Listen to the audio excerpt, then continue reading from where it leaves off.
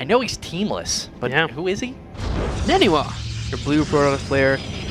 One that many people would call the foreign hope. Always surrounded by drama with him and EG. They seem to have a little bit of a conflict, it seems like, but nonetheless, NaNiwa, awesome guy. Tweeted a picture last week of being on watching the GSL with a theater. Like, everyone loved that picture, even EG themselves. NaNiwa's got a sense of humor, a great guy overall. Got the chance to sit with him for a few minutes back in Las Vegas, actually, down at the casino. Sham2 actually hung out with him, and I was there for the bit of the conversation, but he loves the Starcraft. He loves it. They asked him if he would ever go play League of Legends, and he goes, I quote, he said, "There's no way I could play League of Legends because I couldn't wake up by myself, or I couldn't wake up, look at myself in the mirror, and actually think I play a game with one mouse, basically, or something like that." Like, there's no multitasking in his opinion when it comes to the game. So he does not like League of Legends. He's all into Starcraft 2. Obviously a player who respects dexterity. Yeah, loves dexterity, being all over the place.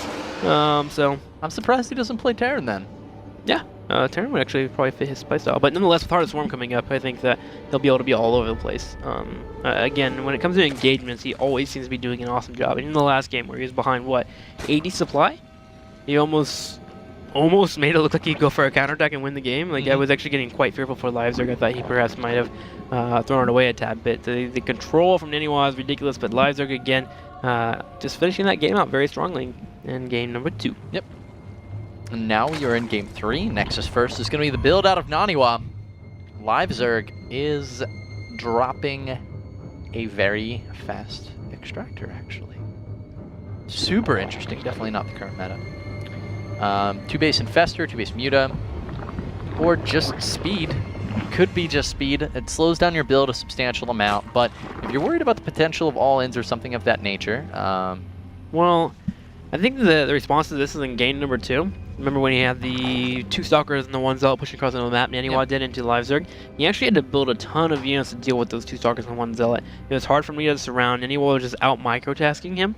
And so he just wants from here to be able to have speed and be able to stop that completely in case NaNiwa wants to do any shenanigans with that aggressive push. Yeah, but it's, you know, when you get into that situation, now your Protoss sees you're getting the gas, so they're not going to send up the Stalkers, and now your gas, sure, it prevented them from, you know, making units, but if you do something to prevent your opponent from having a specific option, it's really you narrow the options that they have, but at expense to your endgame result. And so you're going to be having a harder time holding off whatever it is that you're trying to force them into doing. Wow, okay, so the build actually for NaNiwa, I didn't realize this as a natural. He didn't put the pylon down going, the Fortune didn't do a wall off. This build could have been just a pure response from LiveZerg, seeing, okay, my opponent has a walled off. I can just go for a quick speed timing with a nice amount of links, and he can't really do too much against me to kill it off. He's got enough links to deal with a Zealot initially. He's got 2 Zealots popping out here.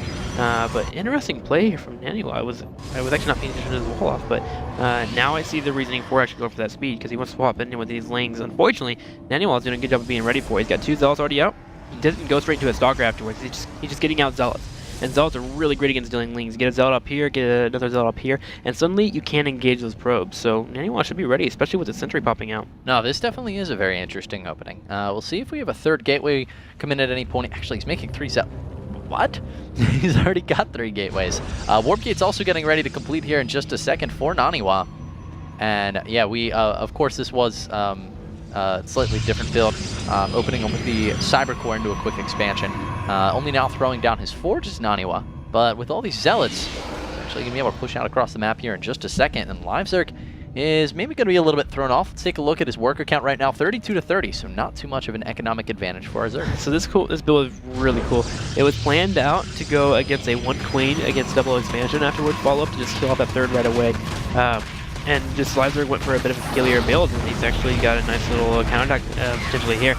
With Sentries though, and Force Fields, NaNiwa will hold that off, and now these Zealots are going to be charging straight to that 3rd, or that natural right away. There are so many Lings out though. He needs to hug up against the wall, that's better since full surround doesn't happen, but killing off a decent amount of Zerglings, and it looks like he's going to bring his other 2 Zealots in as well, but very weird openings from both players, and they just kind of clash in a weird way.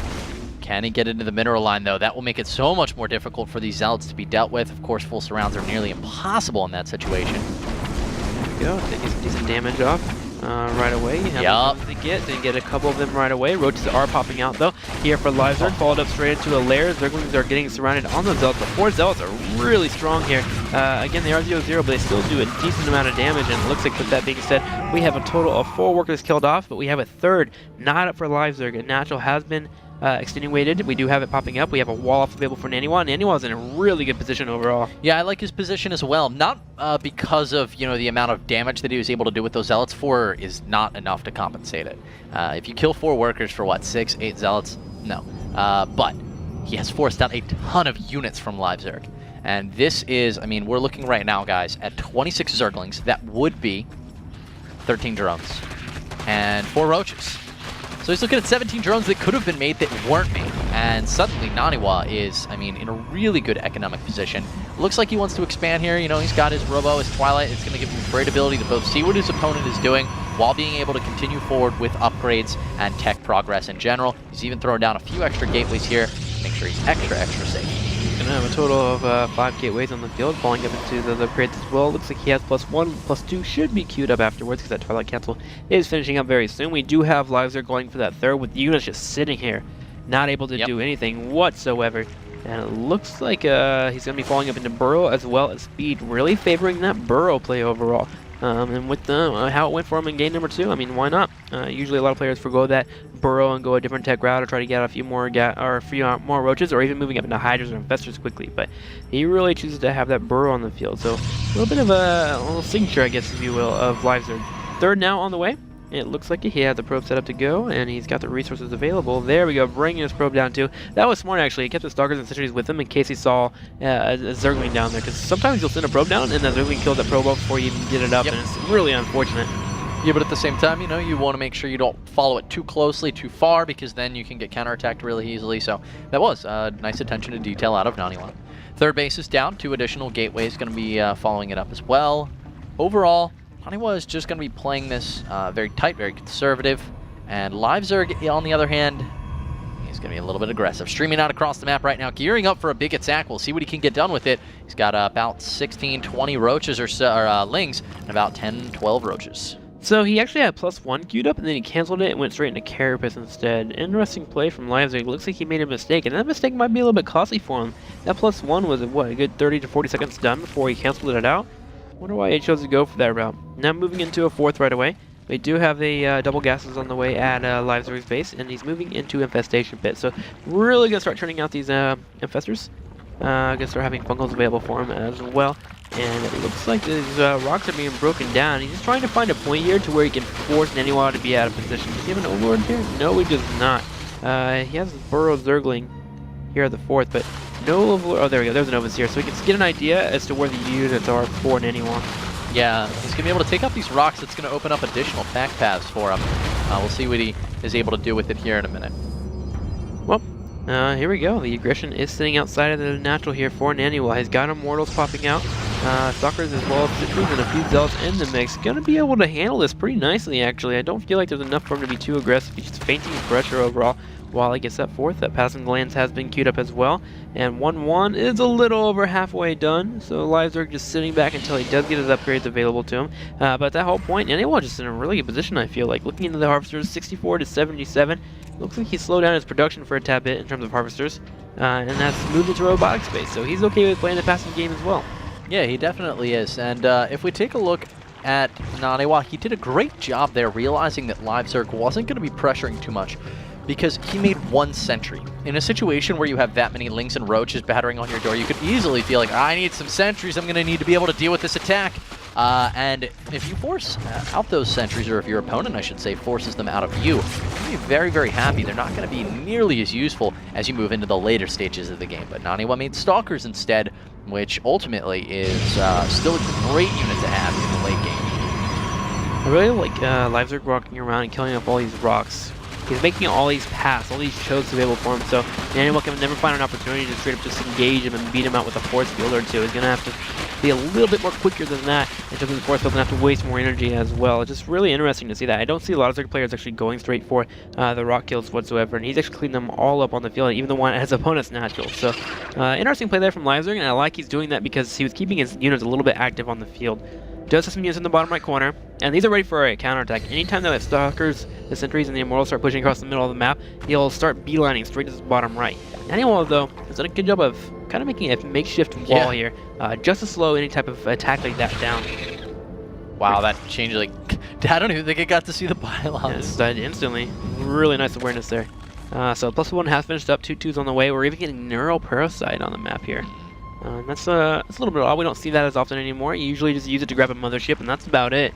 It's really hard to grab Colossi with that Neural Parasite. You know, but it's not so hard to grab a probe and manage to throw down a Nexus, get yourself up to, you know, tech, and you can work your way to Dark Templar, which everybody knows are OP. So I kind of like that decision from LiveZerg. Oh man, so true, so true. Everyone loves to go for the Protoss route. That's become the new meta, man. That's how you beat Protoss. It's the new manner, actually. New manner. Yeah. Well, 2-2 now, about to finish up, and looking into NaNiwa, he does have his Thermal Lance and his +2 armor.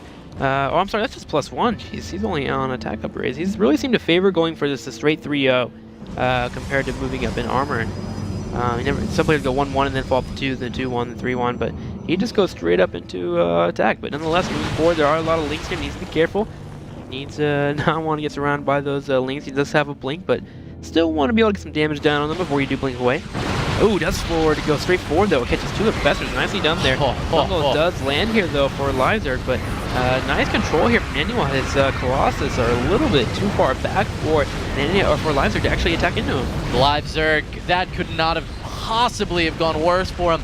His Zerglings were actually so far away, and then he decided to turn around and engage, but his Roaches made a wall, effectively as if acting like force fields, so the Zerglings had to trickle through the Roaches.